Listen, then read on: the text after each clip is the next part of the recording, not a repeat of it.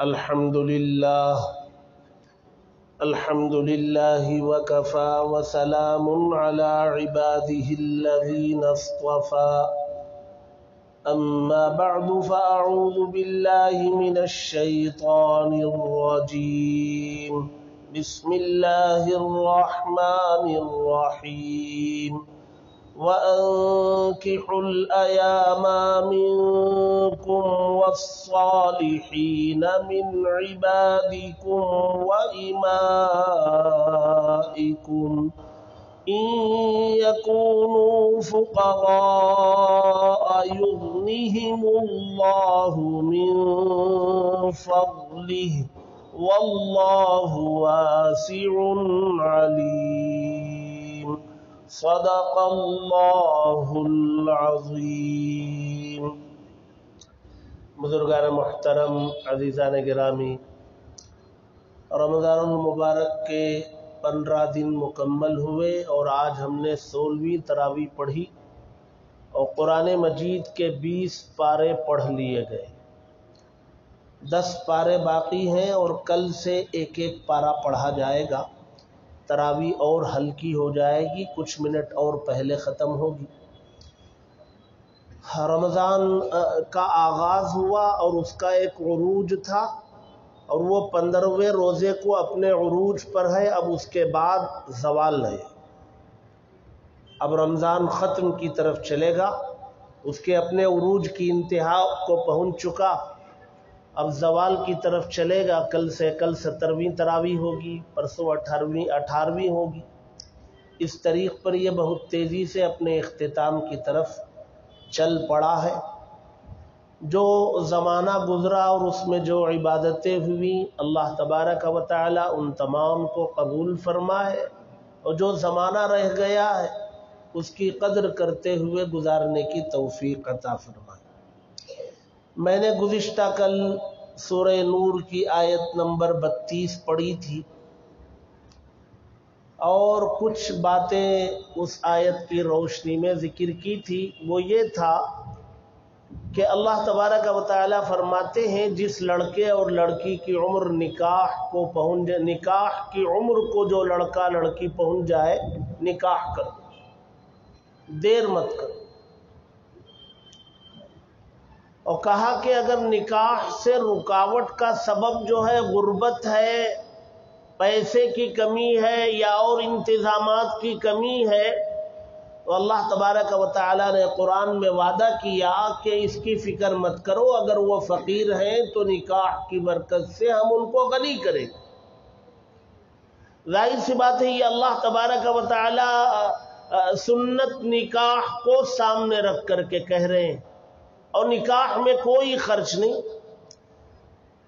ایک خرچ لڑکے پر ہے، وہ مہر کی شکل میں ہے، اس میں بھی گنجائش رکھی گئی ہے کہ بھئی نقد دو تو بہتر ہے، اور اگر نقد دینے کی گنجائش نہیں تو تھوڑی مہلت لے لو، ادھار کر لو، نکاح ہو جائے گا۔ یہ ادھار کی گنجائش بھی اس لیے دی کہ نکاح منعقد ہوتے رہے، اس میں رکاوٹ کوئی چیز نہ بنے۔ اور نکاح کے ہونے میں اللہ تبارک و تعالی اتنی وسعت اور گنجائش کیوں دے رہے، اور یہ وعدہ کیوں فرما رہے کہ بھئی غربت اس کی فکر نہ کرے، میں غنی کروں گا؟ یہ وعدہ اس لیے ہے کہ اللہ تبارک و تعالی زمین سے گناہوں کو، بے حیائی کو، بالخصوص زنا کو ختم کرنا چاہتا،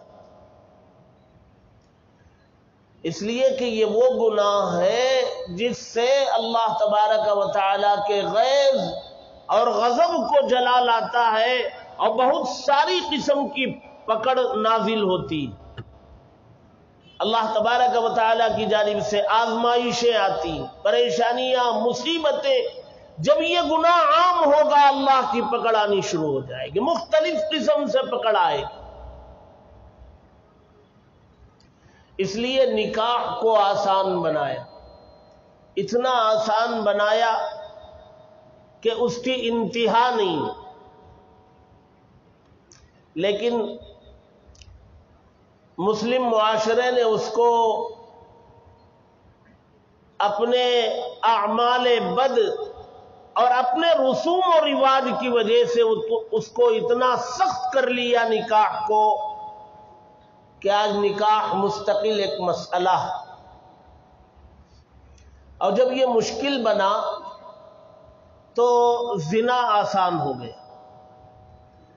ظاہر سی بات ہے جب نکاح کی عمر کو پہنچنے کے بعد بھی نکاح نہ کیا جائے تو آدمی راستے دوسرے غلط تلاش کرے گا. اس لیے اللہ تبارک و تعالی نے حکم دیا نکاح کی عمر کو پہنچتے ہی نکاح کرو. حضرت علی رضی اللہ تعالی عنہ کا قول ہے کہ 3 چیزوں میں جلدی نہ کریں, 3 چیزوں میں دیر نہ کرے, جلدی کرو. اس میں ایک نکاح ہے کہ جب وہ عمر کو پہنچے اور اس کے مناسب رشتہ ملے تو نکاح کر دیا جائے, اس میں تاخیر نہ. بعض مرتبہ ایسا ہوتا ہے کہ نکاح کی عمر کو تو پہنچ چکا ہے یا پہنچ چکی ہے, لیکن وہ جو ضروری اسباب ہیں وہ بھی نہیں ہوتے. ایسے موقع پر کیا کرنا چاہیے؟ اللہ تبارک و تعالی فرماتے ہیں وَلْيَسْتَعْفِفِ الَّذِينَ لَا يَجِدُونَ نِكَاحًا, جو نکاح کے اسباب نہیں پا رہا ہے وہ عفت اور پاک دامنی کو اختیار کرے. اللہ کے نبی صلی اللہ علیہ وسلم نے فرمایا پاک دامنی کو اختیار کرنے کا طریقہ کیا ہے؟ فرمایا من استطاع منکم الباءۃ فلیتزوج, تم میں سے جو نکاح کی طاقت رکھتا ہے وہ تو نکاح کر لے, اور جو نکاح کی طاقت نہیں رکھتا ہے فعلیہ بالصوم, اس کے لیے ضروری ہے کہ وہ روزے کثرت سے رکھا کرے.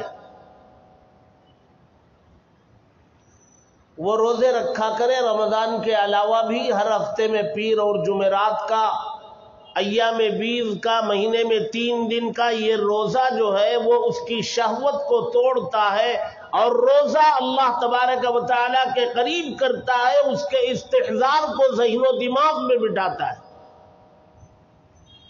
لہذا توڑ اللہ کے نبی نے فرمایا پاک دامنی حاصل کرنے کا طریقہ یہ ہے کہ روزوں کی کثرت کرو.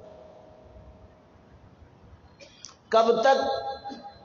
حتی یغنیہم اللہ من فضلہ, یہاں تک کہ اللہ تبارک و تعالی اپنے فضل سے اسے غنی کر دے. تو اس میں اشارہ ہے کہ جب نیک بندہ یا بندی نکاح کی عمر کو پہنچنے کے باوجود اسباب نہ ہونے کی وجہ سے رکے ہوئے ہیں, وہ اگر اپنی پاک دامنی کے لیے روزوں کا اہتمام کرتے ہیں تو اللہ تبارک و تعالی ان کو غنی کریں گے. یہ اشارہ اس میں موجود ہے. لہذا بہت سارے لوگ جو رشتہ نہ ہونے کے سلسلے میں پریشان ہیں, ان کے لیے حل یہ ہے کہ وہ روزوں کی کثرت کریں.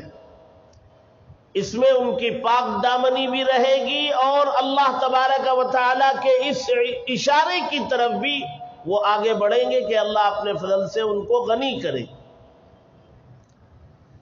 اس زمانے میں ایک رواج تھا, جب غلام اور باندی کا زمانہ تھا تو ایک رواج یہ بھی تھا کہ غلام اور باندی اپنے آقا سے یہ کہتے تھے کہ آپ اتنے پیسے لے کر کے ہمیں آزاد کر دو اور اتنے پیسے جمع کرنے کے لیے ہمیں مہلت دو. اس کو شریعت کی زبان میں کہتے ہیں مکاتبت, یعنی رقم بدلے کتابت ادا کرنے کے بعد غلام و باندی کو آقا آزاد کر دے. وہ رقم دونوں کے مشورے سے طے ہو جائے. بہت سے آقا یہ کرتے تھے کہ غلام اور باندی کی گزارش کے باوجود وہ مکاتبت کے لیے تیار نہیں ہوتے, زبردستی ان کو غلام بنائے رکھتے اور زبردستی ان کو باندی بنائے رکھتے, اور اس کے بعد والے ٹکڑے میں آ رہا ہے کہ وہ باندی بنائے رکھنے کے بعد ان سے کیا کام لیا کرتے تھے. تو اللہ تبارک و تعالی نے کہا والذین یبتغون الکتاب مما ملکت ایمانکم فکاتبوہم, تمہارے غلام اور باندیوں میں سے جو مکاتبت کرنا چاہے ان سے مکاتبت کر لو، ایگریمنٹ کر لو، قیمت طے کر لو اور انہیں موقع دو، وہ اتنی رقم ادا کر کے اپنے آپ کو آزاد کر لیں۔ ان علمتم فیہم خیرا، اگر تم دیکھ رہے ہو کہ اس مکاتبت کے بعد، اگریمنٹ کے بعد وہ محنت کر کے آپ کی رقم ادا کر دیں گے تو یہ مکاتبت کر لو۔ اور صرف اتنا نہیں کہا، آگے فرمایا وَآتُوهُم مِّن مَّالِ اللَّهِ الَّذِي آتَاكُمْ، اور بدلے کتابت ادا کرنے کے لیے تم بھی مدد کرو، اللہ نے جو تمہیں دیا ہے اس میں سے انہیں دو تاکہ وہ بدلے کتابت ادا کرے۔ اصل میں اللہ تبارک و تعالی جو ہے وہ یہ غلامیت کو ختم کرنا چاہتے تھے۔ اس زمانے میں شروع میں جاہلیت کے بہت سارے رسوم و رواج میں ایک رسم یہ بھی تھی، انسان خریدے اور بیچے جاتے تھے۔ اللہ تبارک و تعالی اس کو ختم کرنا چاہتے تھے اور مختلف طریقوں سے اللہ نے اس کو ختم کیا، لہذا بہت سارے کفاروں میں کفارے کے طور پر غلام کو آزاد کرنا یہ گناہ کا، جرم کا کفارہ تھا۔ اور اس کے بعد اللہ تبارک و تعالی فرماتے ہیں وَلَا تُكْرِهُوا فَتَيَاتِكُمْ عَلَى الْبِغَاءِ، اپنی باندیوں کو مجبور نہ کرو بے حیائی پر۔ قرآن مہذب زبان استعمال کر رہا ہے بے حیائی پر، اور بے حیائی سے مراد زنا پر۔ اس زمانے میں ایک رسم بد یہ بھی تھی، منافقین کا سردار عبداللہ ابن ابی وہ بہت ساری باندیوں کو رکھا ہوا تھا، کام ہی یہ تھا کہ وہ ان سے بے حیائی کرواتا تھا اور ان کے ذریعے پیسے کماتا تھا۔ آپ اندازہ لگائیں کہ کتنا قبیح گناہ ہے، اور اللہ تبارک و تعالی کتنے غضب میں ہے، اور اللہ کے نبی صلی اللہ علیہ وسلم اس گناہ کے بارے میں کیا وعید ارشاد فرماتے ہیں۔ لیکن اس زمانے جاہلیت یوں ہی نہیں کہا جاتا اس کو، تو اللہ تبارک و تعالی نے آیت نازل کی وَلَا تُكْرِهُوا فَتَيَاتِكُمْ عَلَى الْبِغَاءِ إِنْ أَرَدْنَا تَحَصُّنًا لِتَبْتَغُوا عَرَضَ الْحَيَاةِ الدُّنْيَا، تھوڑی سی دنیا کمانے کے لیے ان باندیوں کا استعمال کیا جا رہا ہے، ان کی عزت اور ان کی عصمت سے کھلواڑ کیا جا رہا ہے، اس کو بھی ایک خریدنے اور بیچنے کا سامان بنا لیا گیا۔ اس میں بعض مرتبہ وہ باندیاں مجبور ہوتی تھی، وہ تیار نہیں ہوتی تھی، لیکن آقا کا ظلم تھا، تو اللہ تبارک و تعالی نے کہا وَمَن يُكْرِهُنَّ فَإِنَّ اللَّهَ مِن بَعْدِ إِكْرَاهِهِنَّ غَفُورٌ رَحِيمٌ، جو مجبور ہوں گی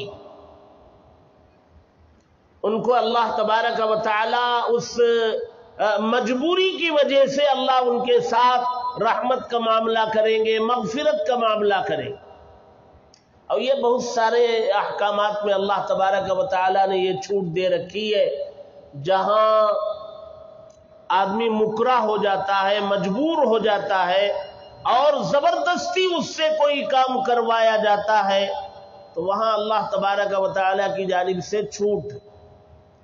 تو یہ آیتیں دراصل اللہ تبارک و تعالی اس صورت میں اس بے حیائی کو اور بے حیائی کے راستے سے اس انتہا کو جس کا نام زنا ہے اس کو ختم کرنے کے لیے اللہ تبارک و تعالی نے بہت سارے احکامات اس میں دی۔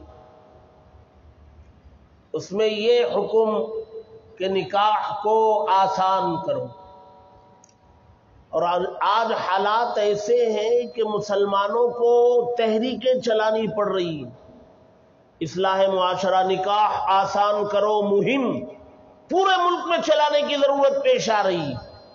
یاد ہوگا آپ کو 1 سال پہلے ایک لڑکی نے اپنی ویڈیو بنائی اور گجرات کے کسی علاقے میں اپنے آپ کو سمندر کے حوالے کی۔ یہ کیوں کیا؟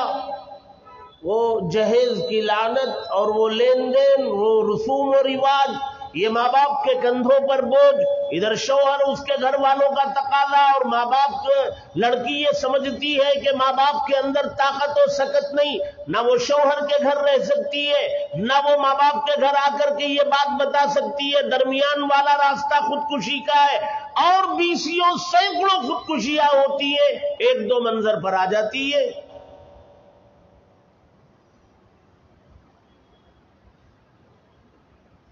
ये सारी रकम जो जबरदस्ती ली जाती है, डिमांड करके, मांग करके, मुतालबा करके, तकाजा करके, ये जो कुछ लिया जाता है ये सब वाजिबुल अदा है। लिहाजा जब निकाह के खत्म होने का किसी वजह से मौका आता है, तलाक खुला की नौबत आती है और फैसला उसका होता है, तो जितनी चीजें मांग के ली गई थी वो सब लौटाना पड़ता है। यहां तक के दावत भी अगर मांग के ली गई है तो उसकी रकम को भी लौटाना पड़ता है। बहुत सारे अहकामात में अल्लाह के नबी सल्लल्लाहु अलैहि वसल्लम ने छोटा टुकड़ा इरशाद फरमाया, अद्दीनु युस्रुन, दीन आसान। अल्लाह के नबी सल्लल्लाहु अलैहि वसल्लम को जवामिउल कलिमात से नवाजा गया था, छोटे टुकड़े में बहुत बड़ा सबक दे दिया करते थे। अद्दीनु युस्रुन, दीन बहुत आसान है। आप दीन का कौन सा हुक्म लेना चाहते आप उठाइए, उससे आसान और कोई शक्ल नहीं होगी जो दीन ने पेश की है। रमजान के रोजों के अहकामात देने के बाद अल्लाह तबारक व तआला फरमाते हैं, रोजे को फर्ज कर दिया, फमन शहीदा मिनकुम अश-शहरा फल्यसुम, जो इस महीने को पाए वो रोजा रखे। अब आगे चल करके अल्लाह ने कहा, वमन काना मिनकुम मरीजन, हाँ जो मरीज है उसको रुखसत है, औ अला सफरिन, या कोई सफर पर है उसको बाद में रखने की गुंजाइश। और उसके बाद अल्लाह फरमाते, युरीदुल्लाहु बिकुमुल युस्र वला युरीदु बिकुमुल उस्र। अल्लाह तबारक व तआला तो आसानी का मामला करना चाहते, तंगी का मामला नहीं करना चाहते, सख्ती का मामला करना नहीं चाहते। और कुरान मजीद में अल्लाह ने फरमाया, ला युकल्लिफुल्लाहु नफ्सन इल्ला वुसअहा, अल्लाह तबारक व तआला किसी जान पर उसकी ताकत से बढ़कर के बोझ नहीं डालते।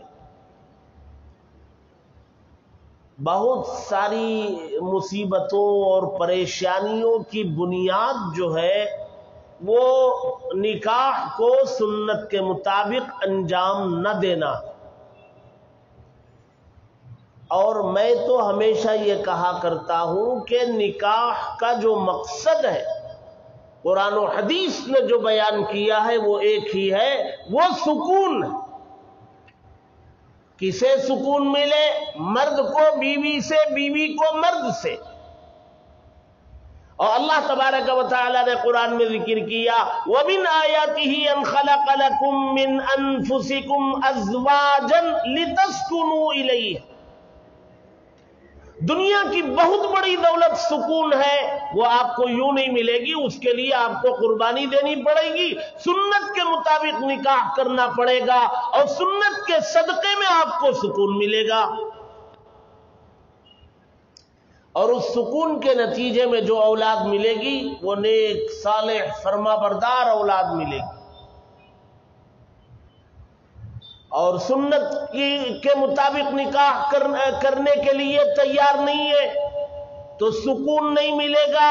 और बेसुकूनी के आलम में जो औलाद मिलेगी वो नाफरमान, वो बदकार, वो माँ बाप की पगड़ी सड़क पर उछालने वाली औलाद मिलेगी।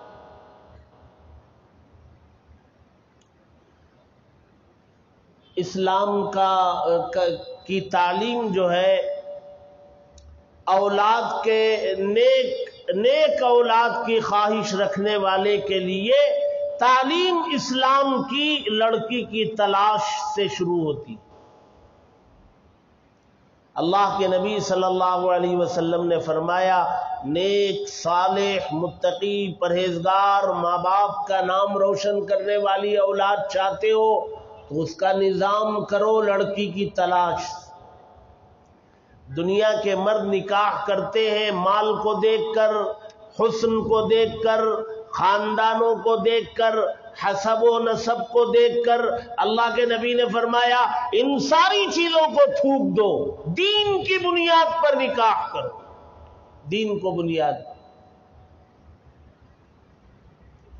جس لڑکی کے اندر دین ہے، پردہ ہے، نماز کی پابند ہے، تلاوت کی شوقین ہے، ایسی لڑکی سے نکاح کرو۔ وہاں سے اللہ کے نبی صلی اللہ علیہ وسلم نے تعلیم شروع کی اور نکاح کو اتنا آسان بنایا کہ اس کے لیے جو ہے خطبہ نکاح، شاید میں اس سے پہلے قریب میں ذکر کیا، خطبہ نکاح جو ہے وہ سنت ہے،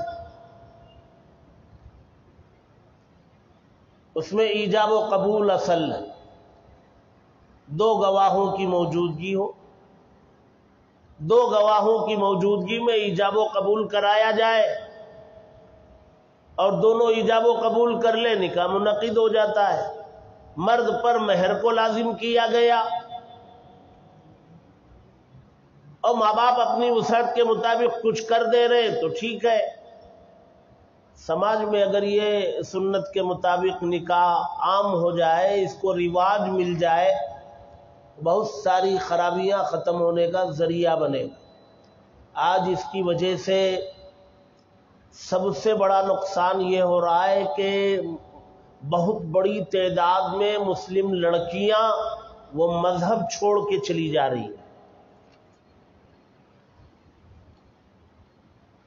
مذہب اسلام کو خیر بات کہہ رہی ہیں لڑکیاں، اور کھلے طور پر واضح طور پر کہہ رہی ہیں بھئی مسلم لڑکوں کے ساتھ نکاح کے لیے ہمارے پاس اتنا پیسہ نہیں ہے کہ ان کی مانگیں پوری کی جائے، لہذا دوسرے مذہب کے کسی فرد سے وہ نکاح کر لے ان کے مذہب کے مطابق۔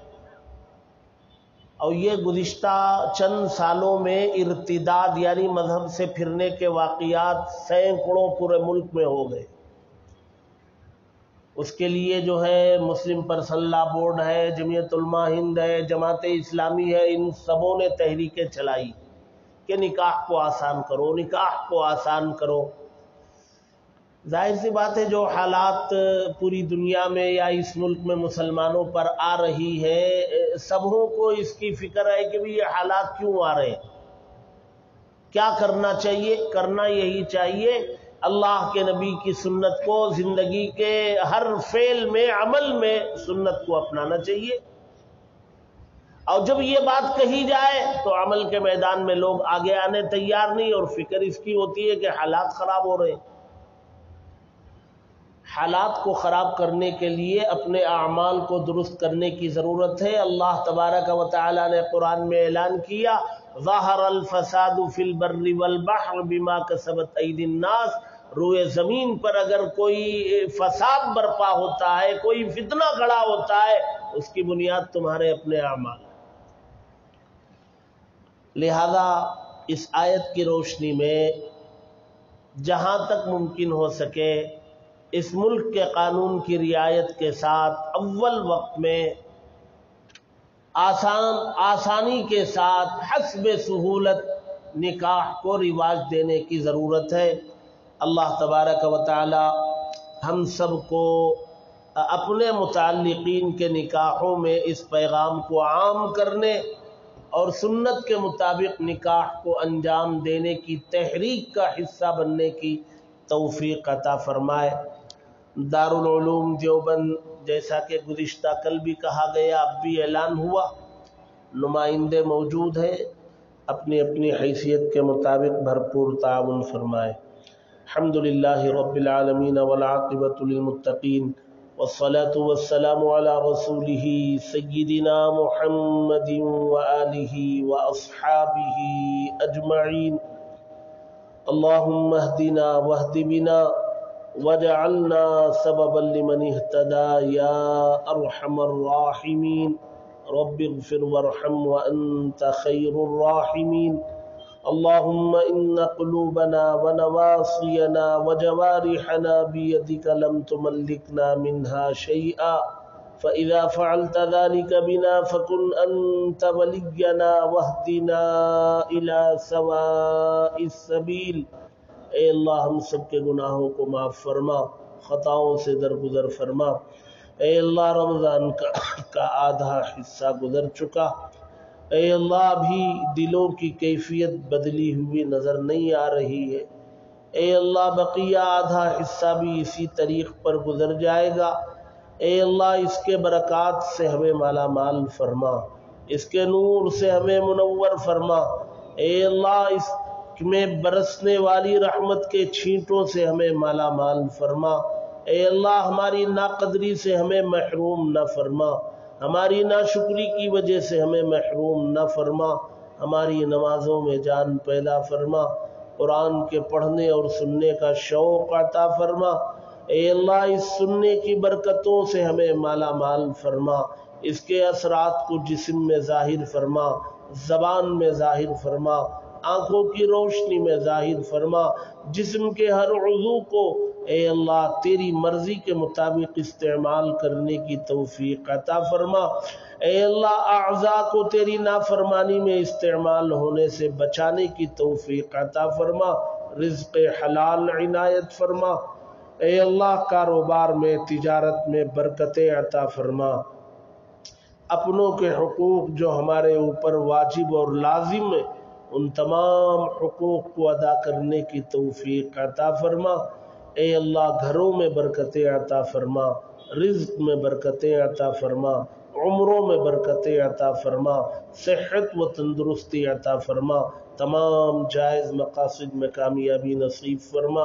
ہماری ان دعاؤں کو حضرت محمد مصطفیٰ صلی اللہ علیہ وسلم کے صدقے میں قبول فرما۔ ربنا تقبل منا انك انت السميع العليم وتب علينا انك انت التواب الرحيم. صلی اللہ تعالی علی خیر خلقہ سیدنا محمد.